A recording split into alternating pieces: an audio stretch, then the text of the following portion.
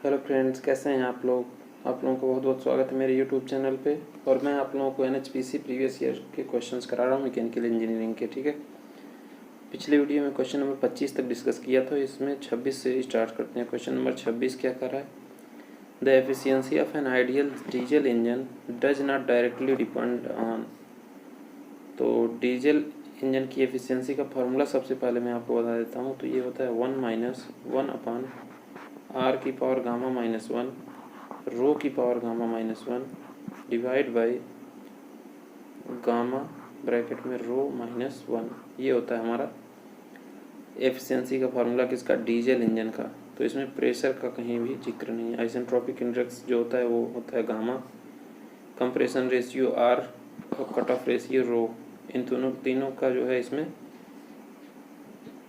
उपयोग होता है और एफिशिएंसी डिपेंड करती है उस पर, लेकिन फ्लूइड प्रेशर पे डायरेक्टली डिपेंड नहीं करती है। तो करेक्ट ऑप्शन आपका हो जाएगा B. Next question 27, dash is used for pumping water into boiler. मान लीजिए बॉयलर ड्रम हमारा हो गया, तो इसमें वाटर फिल करना पड़ेगा तभी तो ये वाटर इसमें जाएगा, और फिर इसमें हीट सप्लाई करके हम इसको इसमें स्टीम में कन्वर्ट कर लेंगे। तो ये जो वाटर इसको इसमें फिल किया जाता है जिससे, उस डिवाइस का नाम क्या है? Feed pump. Feed pump is device which use to fill water into the boiler. ठीक है, बॉयलर में वाटर को फिल करने के लिए हम क्या यूज करते हैं? फीड पंप का। Now next question, the function of carburettor in IC engines is to.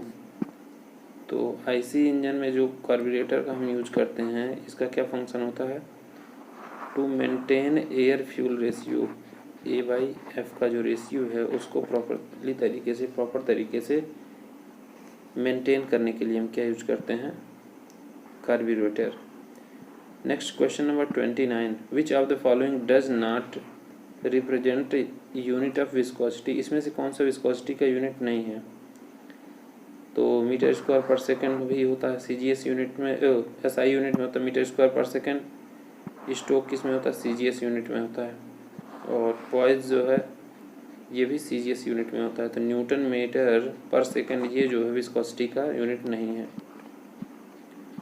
Next question number 30, dash का उपयोग चालक तरल के प्रवाह मापन के लिए किया जाता है। तो ये होता है विद्युत चुंबकीय प्रवाह मीटर। इसका उपयोग किसके लिए किया जाता है? चालक तरल प्रवाह के मापन के लिए किया जाता है। ठीक है,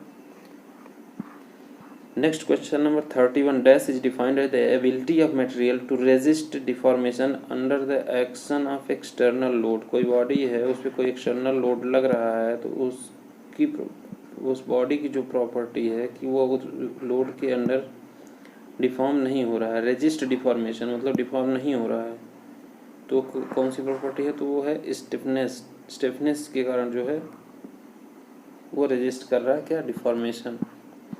next question number 32, Lancashire boiler has dash flue tube whereas Cornish boiler has dash flue tube. तो लंकासायर में कितना? 2 फ्लू ट्यूब होता है और 1 जो है वो कॉर्निश बॉयलर में होता है। ठीक है, next question. Now question number 33 क्या कह रहा है? The splash system is not used to lubricate. तो स्प्लैश सिस्टम का उपयोग किसमें नहीं किया जाता है? किसके लिए? लुब्रिकेशन के लिए। तो ये होता है gear teeth and roller bearing में इसका उपयोग नहीं करते हैं। बाकी piston ring, tappets and camshaft में किसका यूज करते हैं? Splash system of lubrication. Next question number 34, if there is no change in pressure at any point of the system with time then the system is said to be. तो ये किसमें कहा जाएगा? एक मैकेनिकल इक्विलिब्रियम में। कोई change नहीं हो रहा प्रेशर में, कोई बॉडी और प्रेशर में कोई चेंज नहीं हो रहा है एट एनी पॉइंट, किसी भी पॉइंट पे भी, तो सिस्टम को हम क्या कहेंगे?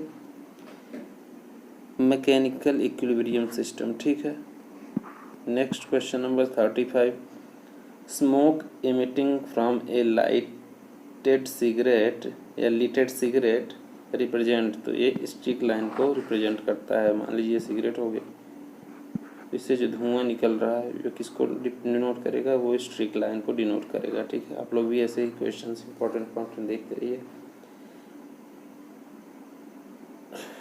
Question number 35, smoke emitting from A lighted cigarette represent, तो ये किसको रिप्रेजेंट करता है? स्ट्रीक लाइन को रिप्रेजेंट करता है, ठीक है। Next question 36, A ball and socket joint is an example of, ये क्या है? सॉकेट, और ये क्या है? बॉल, ठीक है। बॉल ये है, ये है सॉकेट, तो ये किस तरीके का पेयर आपको लग रहा है? तो ये है स्फेरिकल पेयर, ठीक है। Next question number 37, pressure measurement is done by dash by measuring heat loss from A heated wire, तो पिरानी गेज जो होता है इससे क्या मेजर करता है? ये प्रेशर बाई मेजरिंग, क्या पिरानी गेज के द्वारा जो है मेजर किया जाता है हीट लॉस के थ्रू। पिरानी गेज एक डिवाइस होता है जो हीट लॉस के थ्रू जो है मेजर करता है क्या? Pressure. Next question number 38, for a 2 metre deep swimming pool pressure difference between the top and bottom of the pool is कितना किलो पास्कल है? तो मान लीजिए ये हमारा क्या है? स्विमिंग पूल है, ठीक है। ये कितना मीटर है? 2 मीटर डीप है, तो इन दोनों के बीच में कितना हाइट है? 2 मीटर, तो प्रेशर का कितना डिफरेंस होगा? 2 मीटर ऑफ वाटर, तो रो कितना हो गया? 1000 गुड़े कितना? 2 इंटू 9.81, इसका मल्टीप्लिकेशन करेंगे आप लोग तो कितना आ जाएगा? 19.6 किलो पास्कल करेक्ट आंसर आपका हो जाएगा, ठीक है। Now question number 39, if the relationship between shear stress of the fluid is not linear to the velocity gradient then fluid is called, अगर मान लीजिए tau is equal to mu d u over d y नहीं follow होता है तो उस type के fluid के हम क्या कहेंगे? उसको कहेंगे नॉन न्यूटोनियन फ्लूइड, और जो फॉलो करता है इस रूल को उसको हम क्या कह देते हैं? Newtonian fluid. Next question number 40, can not be classified as inversion of a single slider crank mechanism, तो इलेक्ट्रिकल ट्रेमल कैसे होता है? ये इस टाइप का होता है, ठीक है। इसका उपयोग किसके लिए किया जाता है? इलिप्स बनाने के लिए, ठीक है। और ये जो है सिंगल स्लाइडर क्रैंक मैकेनिज्म का इन्वर्जन नहीं है, डबल स्लाइडर क्रैंक मैकेनिज्म का इन्वर्जन है, तो करेक्ट ऑप्शन आपका हो जाएगा A. Which of the following is not a part of refrigeration system, इसमें कौन सा रेफ्रिजरेशन सिस्टम का पार्ट नहीं है? तो इस क्या है? टरबाइन पावर प्लांट में होता है, रेफ्रिजरेशन सिस्टम में टरबाइन नहीं होता है, करेक्ट ऑप्शन आपका हो जाएगा C. Now question number 42, auto cycle of car engine consist of, auto cycle of car engine, सबसे पहले मैं टीएस डायग्राम पे आपका पीवी डायग्राम पे आपका साइकिल बना देता हूँ, ठीक है। तो ये होता है हमारा ऑटो साइकिल। अब इसमें क्या होता है? 2 आइसोकोरिक, ये वर्टिकल लाइंस जो हैं आइसोकोरिक होती हैं, और 2 रिवर्सिबल एडियाबेटिक मतलब आइसेंट्रोपिक प्रोसेस होते हैं, ठीक। करेक्ट ऑप्शन आपका हो जाएगा 4। Next question 43, with in A refrigeration system the expansion valve is incorporated between the, तो एक्सपेंशन वाल्व किसके बीच में होता है? तो कंडेंसर और इवेपोरेटर के बीच में जो हमारा होता है क्या? एक्सपेंशन वाल्व होता है। नेक्स्ट क्वेश्चन नंबर क्या कह रहा है? Question number 44, which of the following equipment gives direct reading of fluid flow, इसमें से कौन सा इक्विपमेंट जो है direct reading of fluid flow देता है? तो ये देता है रोटामीटर, ठीक है। Next question, what is ductility in steel?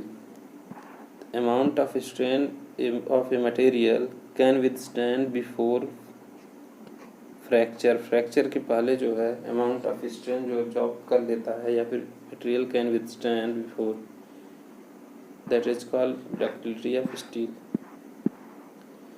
46, the flow in volume casing outside the rotating impeller of a centrifugal pump is, तो इसके होगा फ्लो इन वॉल्यूम केसिंग क्या होता है? ये रेडियल होता है, करेक्ट ऑप्शन आपका फर्स्ट हो जाएगा। Now question number 47, for a floating body, कोई बॉडी तैर रही है, तो if the metacentre of below the centre of gravity then body is said to be a, तो ये क्या कहेगा? अनस्टेबल कहा जाएगा इसको, ठीक है। करेक्ट ऑप्शन आपका हो जाएगा C. Now question number 48, what is the kinematic viscosity? It is the ratio of dynamic viscosity and mass density. तो डायनेमिक विस्कोसिटी क्या होता है, म्यू डिवाइड बाई रो, ये किसकी वैल्यू हो जाएगी, न्यू। न्यू को क्या कहते हैं, काइनेमेटिक विस्कोसिटी कहते हैं, ठीक है। Now question number 49, compounding of steam turbine is done to. तो कंपाउंडिंग ऑफ स्टीम टरबाइन कैसे किया जाता है, तो ये होगा reduce the rotor speed. Compounding of steam turbine जो है किया जाता है कैसे, reducing the rotor speed, rotor speed को कम करके हम कंपाउंडिंग कर देते हैं। Next question number 50, dash valves are provided in reciprocating compressor. तो प्लेट वाल्व जो है रेसिप्रोकेटिंग कंप्रेसर का उपयोग किया जाता है किसमें,